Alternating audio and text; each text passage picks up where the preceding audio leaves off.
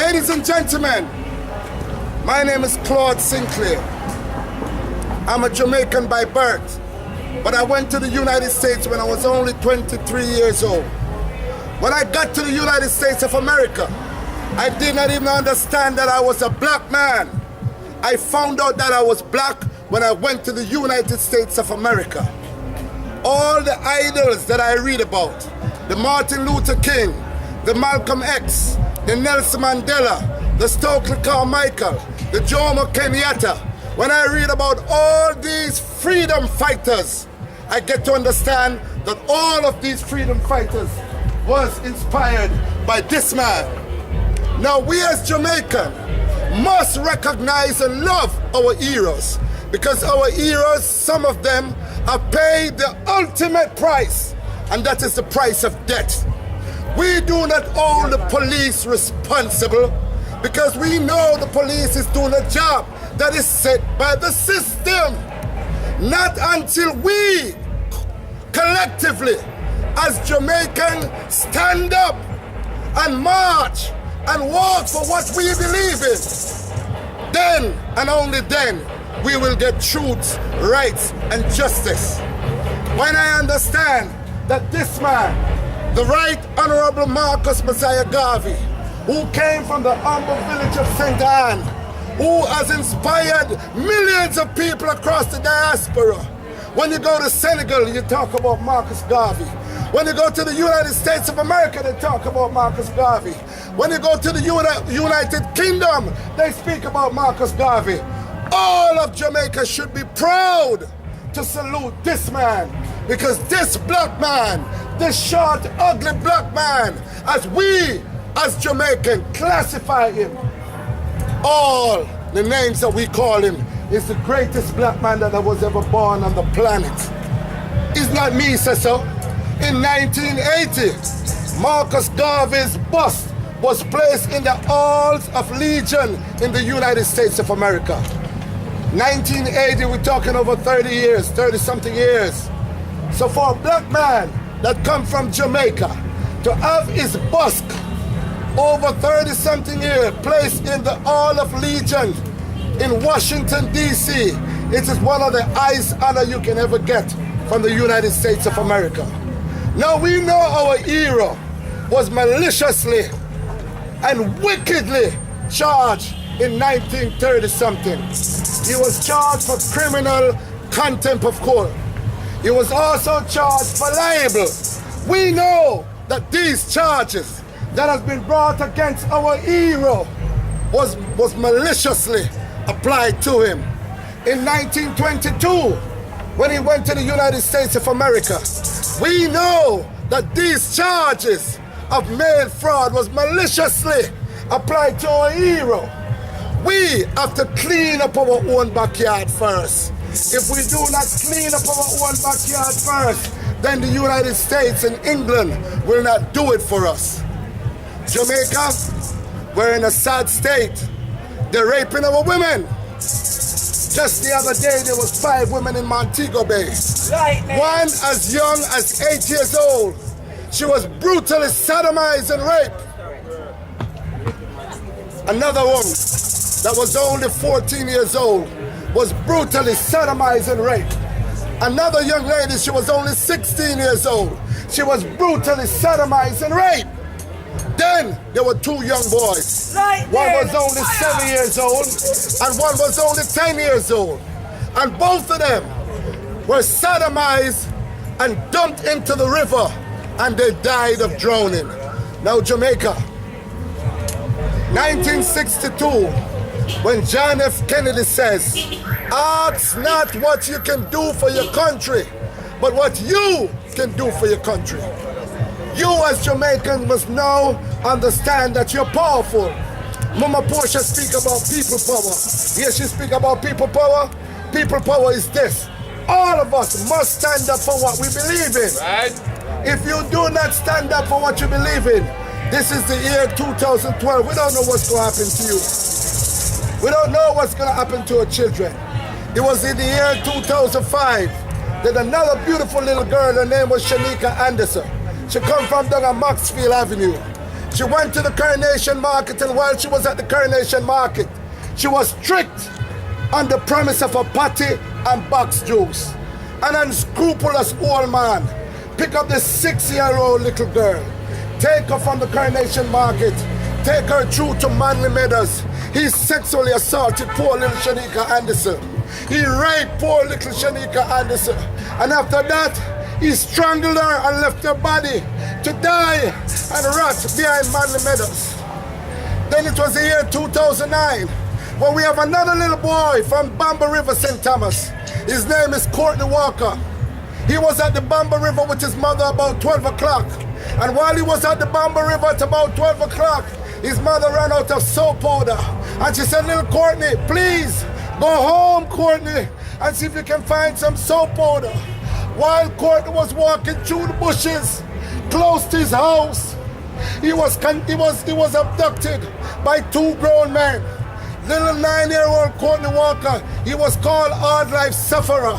He was brutally raped. Then he was stabbed 57 times all over his body. Are we going to stand by in Jamaica and just say nothing?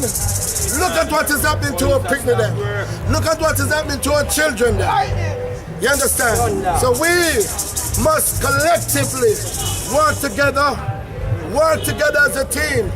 Because if you don't work together as a team, we're all, as Marcus Garvey says, we're all gonna die. And I'm not joking. We all are going to die. So today is very important for me. Today is very important for me to come out here and we give respect to Inspector Grant for granting us the permission to stand here and speak about our rights and speak about the atrocities that is happening to our children. Jamaica, this is the year 2012. The time is now. You could be next. You could be next. If you look at the television, you see on the 6 o'clock news, we're losing our children left and right. Every evening I come 5 picnic missing. Every single evening I turn on the TV and I look, a little girl 12-year-old missing. 113, 111, 17, 16. All these children are missing. What we picnic them there? What take what we picnic them? Policeman. So we must all remember our heroes. And it's not just Marcus Garvey we talk about. We talk about Paul Bogle. Paul Bogle marched from Stony Gut to Morant Bay. He did not march, as the record showed us, he did not march from Stony Gut to go kill some people. He marched from Stony Gut to demonstrate right in front of Parliament and to ask Parliament, why are you doing us like this? Why are you killing us like this? And you know what the governor did? He ordered the police to open fire. The police opened fire and 7 of the marchers that marched with Paul Bogle were shot dead. Paul Bogle is a deacon minister. He was so irate. You know what he did? He stormed the courthouse and he made an example out of them. We're going to have the band play and then we're going to have another speaker. Could you play some music for us? Play some music for us.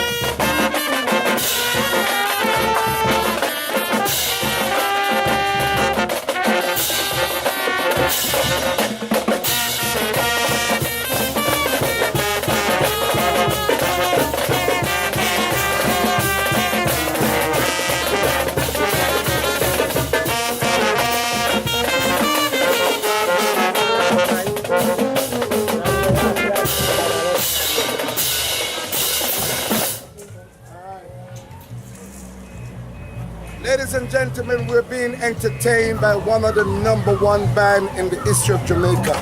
I remember when I was a young boy playing in the Montego Bay Boys Club marching band. I used to play the bugle just like how these young brothers play the bugle. So I understand what it is.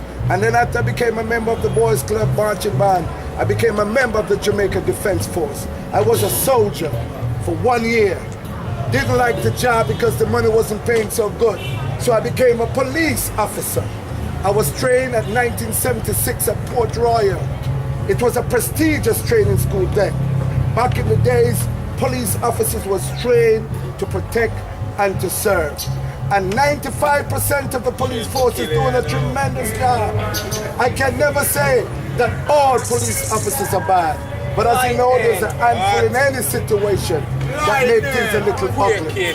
So we just have to say, if we have a problem with the system, we must march and we must demonstrate our right to demonstrate. Ladies and gentlemen, we have from the Jamaica Transport Authority, we have none other than Mr. Egerton Newman. Mr. Newman, come over here. I notice you're marching today, Mr. Egerton. You have to march.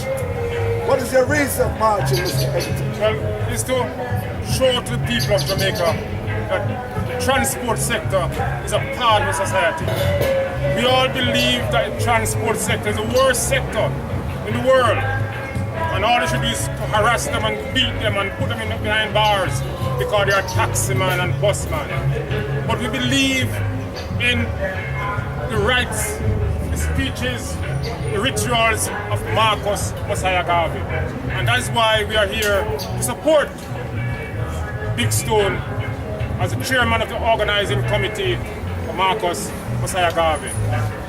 We are here this morning not because we want to march, because marching is an outward demonstration. What I found out, Big Stone, is that last week Thursday we were in St. Thomas. Right. But we're in a situation where we're marching from Stony Gut to Morant Bay. We're stopped partway, not because the police want to stop us, but because history. Hold on. I want you to videotape this. This came out in today's newspaper. You know what it says? It says disrespect. Now we're not blaming the police officers that were given authority by the atrocities of some wicked people. We don't blame these young officers that work because they work on the command. But can you imagine in 1865 when Paul Bogle walked from Stony Gut to Morant Bay? He didn't need a permit to do that. He walked peacefully to Stony Gut. And once he got to Stony Gut, he was attacked and 7 of the marchers were shot and killed.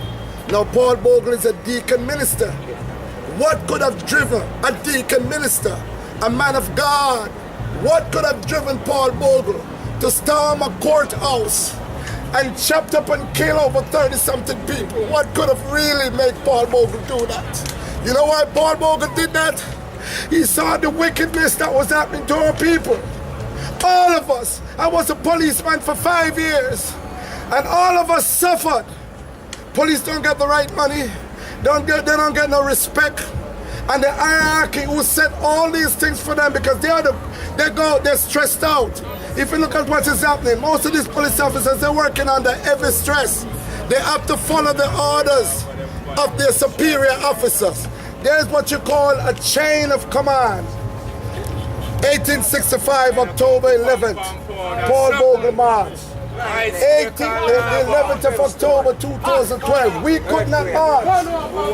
The 15th of October 2012 is Heroes Day, and we could not march. Look at this. Speak your mind, brother. I just want to make it very short. Don't stop the fight. Keep it up. We don't fight with guns and knives, sticks and stones. We want to fight with our word, with our mouth.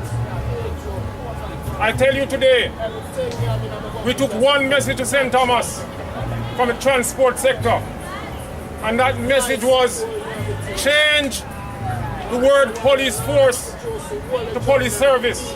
The St. Thomas Rebellion is a landmark. We want the word force to be changed to service. Allow the police to provide a service. Yes. And we have a better police force. Today, the message from the transport sector is to promote values and attitude and moral standard, starting with transport sector first. And I ask everyone to join with us. Join with Jatu. Join with the Marcus Garvey organizing committee. Join with the Paul Bogle, and I see the great-grandnephew of Paul Bogle here. So we're not speaking just like that. We have the people here. They come from all across Jamaica to be here this morning. Join with the New Life Entertainment Company.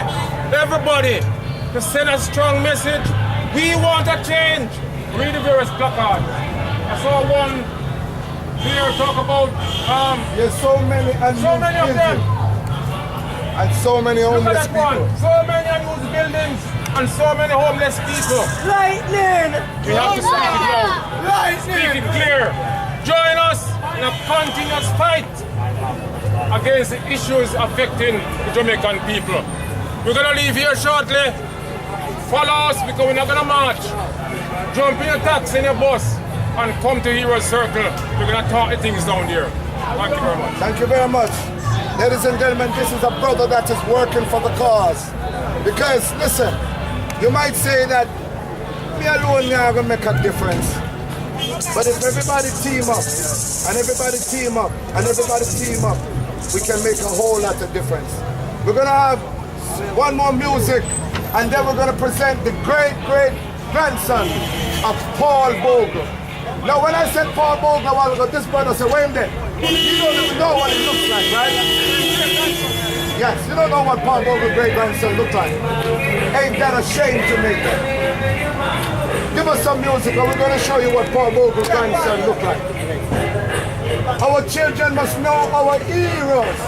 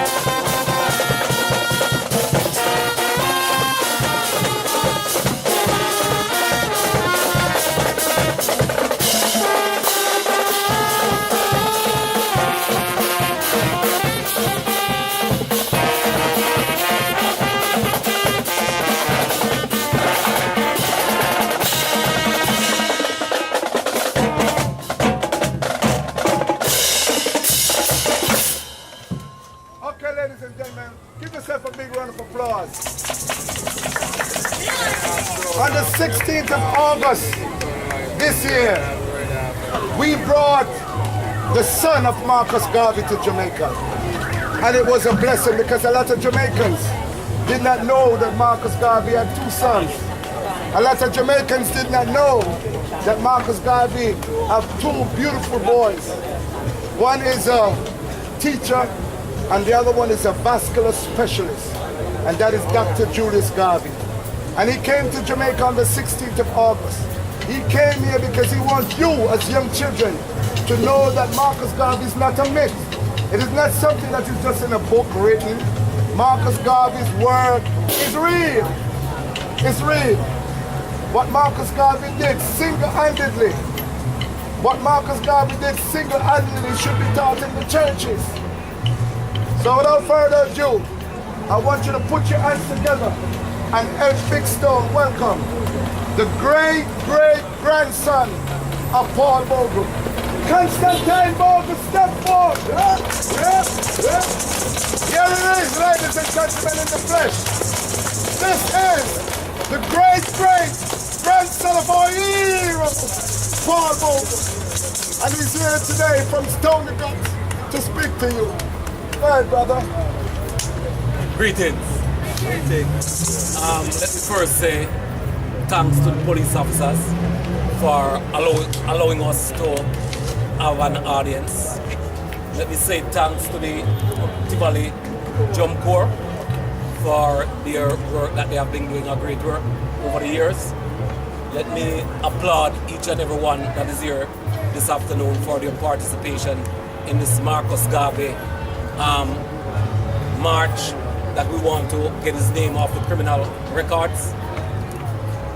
Today is a very significant day because today is called Heroes Day. But today is declared a National Heroes Day by government. But I see wherein government on one hand is saying that it's a Heroes Day, but on the other hand, they are taking it back from the heroes. I say that to say this because today the Prime Minister is staging an honorary function to honor the athletes on the day that is put aside for the national hero. Now, athletes, a person that gets paid for whatever they do because of their ability to run. And national heroes are two different things, brothers and sisters. Aye. Those are two different kettles of fish. What will happen today is that the youth will be able to identify themselves today with what they can see physically. So what we are seeing today is a total disrespect to those who pay the ultimate sacrifice and was given the honor of national hero, which is in fact the highest honor that can be bestowed upon any human being in any country on this earth. Let me say something. This afternoon, I can really say a lot of things, but I specifically want to touch crime. And I want to touch crime in a very serious way this afternoon. Let me tell you something. Jamaica is under siege with guns. Jamaica is under siege with guns. And most of the youth them will stand up here so right now come from some garrison area. And I have to explain to you what is happening in Jamaica with guns. Because the truth must be told. We have an organization in America that is called the NRA, National Rifles Association. Now, every person or persons that is running for President of the United States, if you go back and look at every clippings, each person has to answer this question. Are you supporting the NRA? any person that is offering themselves for President of the United States, history will show you that. And them say no, them not support the NRA. Them immediately get thrown out of the race. Now let us look at the reason why they are thrown out of the race. America have a law, right, where them hold the makers of guns and weapons accountable to the T. Each weapon has to be documented with serial number that every maker in America make. Has to be documented. Now, what you have on this hand is a national policy in America where everybody turn